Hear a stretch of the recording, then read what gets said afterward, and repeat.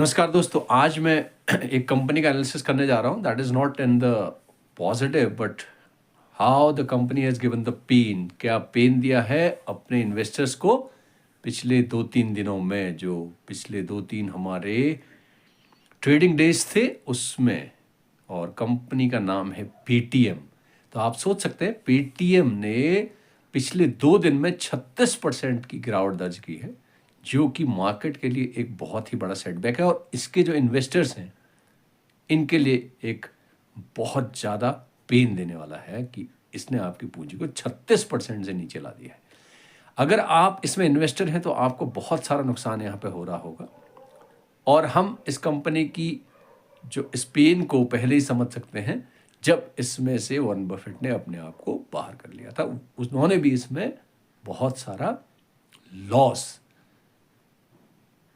Book किया था और वो इससे बाहर आ गए थे। तो अब आपको करना क्या है? अगर आप अभी भी इसमें बने हुए हैं तो आपको जब भी मौका मिलता है, हमारी तो यही सलाह होगी, अगर हम इसमें इन्वेस्टेड रहते या होते तो हम इससे बाहर निकल जाते। बहरहाल हमारी इसमें कोई होल्डिंग नहीं थी, हम इसमें इन्वेस्टेड कभी थे ही नहीं और नहीं कभी हमने अपनी वीडियोस में पेटीएम में इन्वेस्ट या पेटीएम का एनालिसिस किया था, क्योंकि हमको शायद ये लगने लगा था कि ये हमारी कभी भी रडार में नहीं थी कंपनी, सही बताऊं तो आपको।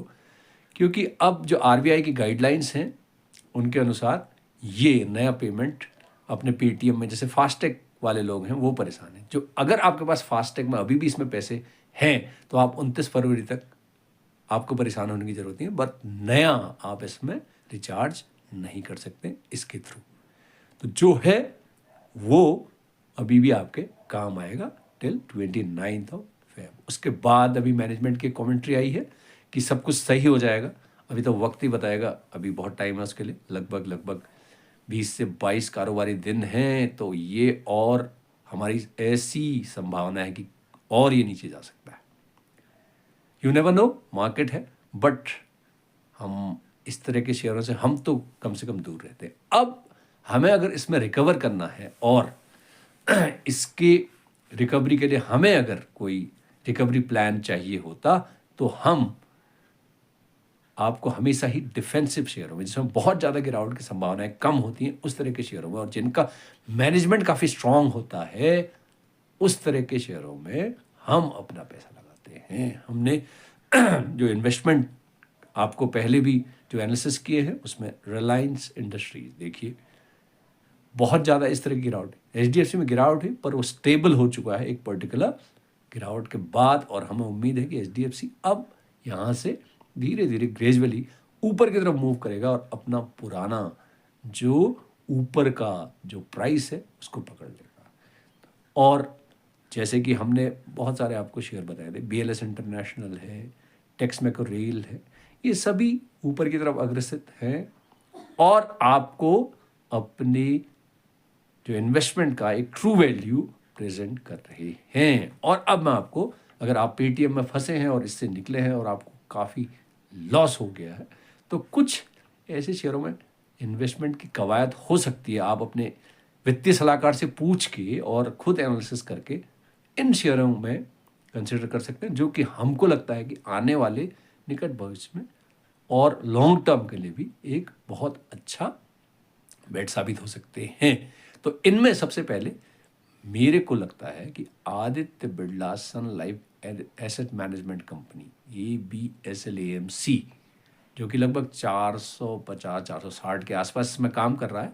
एएमसी कंपनी में बहुत अच्छी उछाल आई है, चाहे वो HDFC AMC हो, चाहे वो अन्य एसेट मैनेजमेंट कंपनीज हो, चाहे निपॉन हो, इस तरह की जो कई AMCs हैं उसमें आदित्य बिरला इस समय सस्ते वैल्यूएशन पे उपलब्ध है। Aditya Birla Sun life, Aditya Birla group जो इंडिया का है और सन लाइफ ग्रुप जो कनाडा का है, दोनों का कोलैबोरेशन है और बहुत अच्छी ये एक कंपनी है और इनके जो प्रोडक्ट्स हैं वो बहुत अच्छे हैं। एक इसका मैं पूरा एनालिसिस नहीं कर रहा हूँ, बट मेरे को ऐसा लगता है कि इसमें हम निवेश करने की सोच सकते हैं।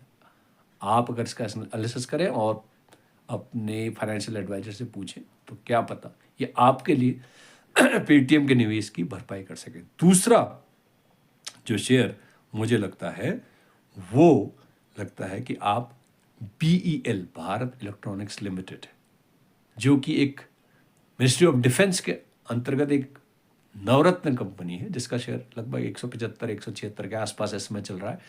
ये एक भविष्य के लिए एक बहुत अच्छा बेट हो सकता है, क्योंकि डिफेंस का जो बजट एलोकेशन है वो अच्छा खासा इस अंतरिम बजट में भी है।